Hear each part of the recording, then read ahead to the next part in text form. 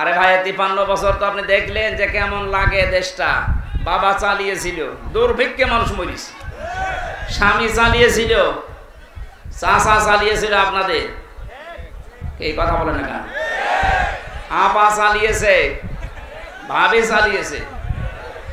কাঙ্ক্ষিত মানের শান্তি আমরা দেখতে পাইনি, আর পাওয়া সম্ভব না। এখন শুধু দেখতে বাকি আছে আল্লাহর এই কোরআন দিয়ে 56,000 বর্গ মাইল চললে কেমন দেখা যায়। এটা দেখতে চান কারা? দেখি লিল্লাহি তাকবীর।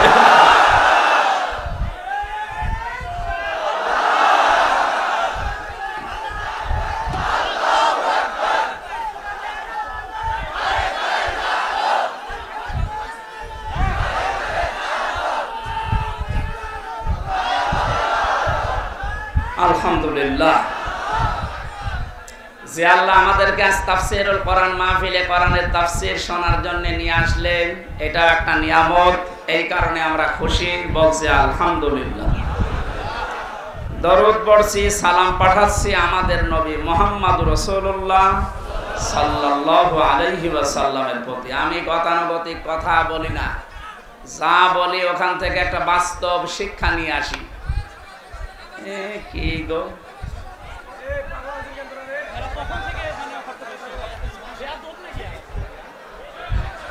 মনে হয় রংপুর বিভাগের মানুষেরা না, এরা মনে হয় রাজশাহী বিভাগের। রংপুর বিভাগের মানুষ সব মফিজ, এরা নরম সরল, এরা সরল সোজা। কোন বিয়াদব এসেছে আল্লাহ জানে। দেখেন তোরা জিজ্ঞাসা করেন তো কোন জেলায় বাড়ি, ধরে ধরে ধরেন।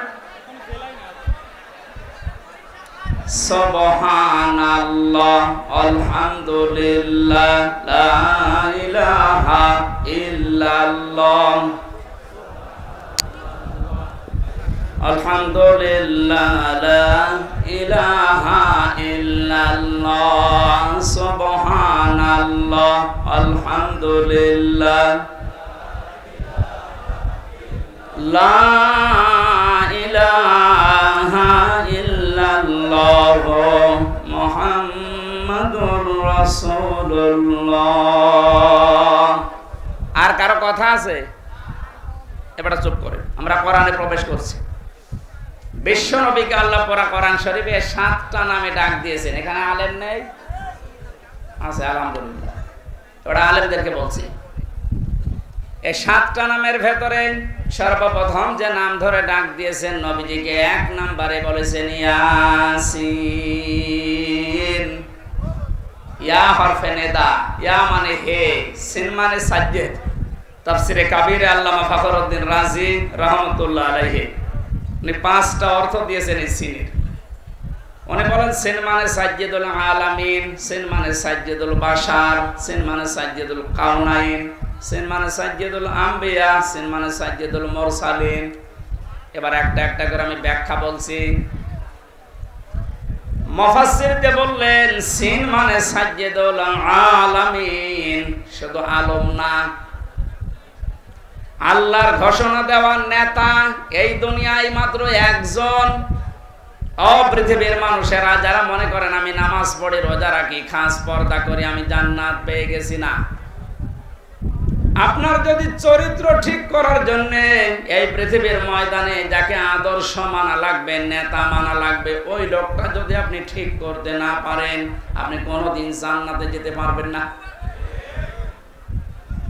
এটা যদি শুধু দুনিয়ার বিষয় হতো, কসম খোদার আমি বলতাম না এটা, এটা সরাসরি সম্পর্কিত আল্লাহ আখিরাতের সাথে। এবার আপনি মিলাবেন, শুধুমাত্র আলম যদি আল্লাহ দিতেন, তাহলে এই পৃথিবীর 228টার উপরে এখন রাষ্ট্র আসে, স্বাধীন পরাধীন মিলে। যে কোনো রাষ্ট্রে আপনি বসবাস করে যদি বলতেন না আমি পৃথিবীতেই থাকবো না, আমি চলে যাব মঙ্গল গ্রহে, আমি চলে যাব চাঁদের দেশে, তাহলে ওইটা তো আলাদা জগৎ। ওই জায়গায় গেলে যদি বিশ্ব নবীকে আপনি না মানতেন আদর্শ হিসাবে, নেতা হিসাবে, সামনে রাখা হিসাবে, তাহলে আপনি জান্নাত পেয়ে যেতেন। যেটা আলামিন বহু বচন দেওয়ার কারণে আপনি যেখানেই যান না কেন ওই জগতের একচ্ছত্র মালিকানা কার? ওখানে যে আল্লাহর বিধিবিধান নাযিল হয় তার প্রমাণ সূরা তালাক। ইয়াতানাজ্জালুল আমরু বাইনাহুন্না ইলা আখির আয়াত। আল্লাহ পাক বলেন প্রতিটি জগতে আমি আল্লাহর বিধিবিধান নাযিল হচ্ছে সৃষ্টি দেখে। সুতরাং কেউ যদি মঙ্গল গ্রহে যে ঘর বাড়ি বানিয়ে বাস করতে চায়, সেখানেও নামাজ রোজা যেমন করবে, বিশ্ব নবীকে আদর্শ মানতে হবে ঠিক এইরকম ফরজ।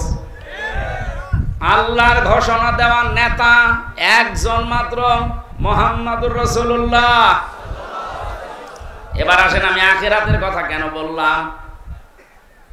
বিচার ব্যবস্থা আল্লাহ যখন আরম্ভ করবে, প্রথম ধাপে আল্লাহ মানুষকে ডাকবে একা একা, কেউ থাকবেন আপনার সাথে। অকুল্লুহুম আতিহি ইয়াউমাল কিয়ামাতি ফারদা।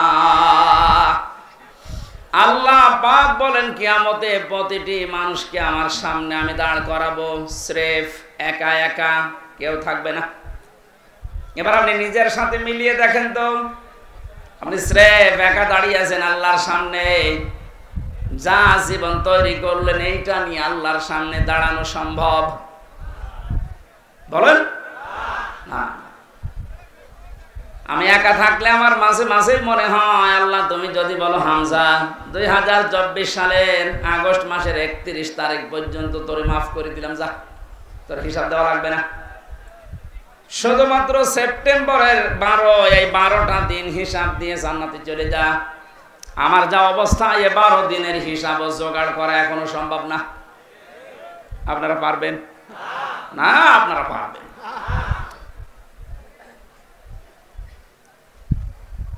হিসাব এই শব্দটা শুধু আমরা নাম শুনি, এটাতে কত বড় ভয়ঙ্কর বিষয়। যারা বিশ্বাস স্থাপন করেছিল যে হিসাব দেওয়া লাগবে, তাদের চরিত্র পরিবর্তন হতে সময় লাগে নাই।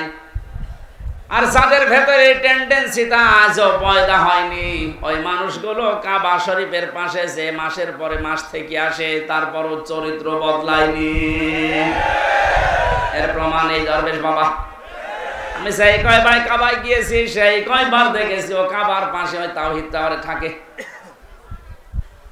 14-15 লক্ষ টাকা খরচ সেখানে, আর আমরা থাকি 1.5 কিলোমিটার দূরে। এত কাছাকাছি থাকার পর ওর চরিত্র দেখেছেন 36,000 কোটি টাকা, অথচ পদ্মা সেতু বানাতে লেগেছে 32,000 কোটি। তা তো মারিং কাটিং। কথা বলে না, ও টাকাগুলো যদি পাচার না হতো, আমার মনে হয় সেতু আর একটা বানানো যেত। কয়েকদিন আগে মালয়েশিয়া দেখলাম, পেনাংয়ের পাশে 2টা সেতু পাশাপাশি, একটা 18 কিলো, একটা 9 কিলো। আমাদেরটাও হয়ে যেত। এই টাকাগুলো সব, এত বড় দরবেশ যদি এই কাজ করে, ওর একটা বড় জীবনে চিন্তা আসে না যে আমাকেও দাঁড় হওয়া লাগবে আল্লাহর সামনে।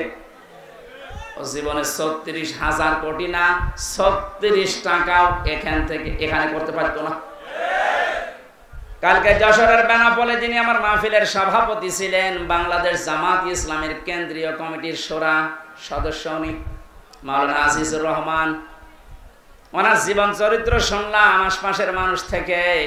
একটা সিম্পল মানুষ, চাকরি করে একটা, সেই দিন যেতে না পারে, চাকরির বেতন শেষে যা পায় ওখান থেকে ওই দিনের বেতনটা সরকারের খাতায় জমা দিয়ে দেয়।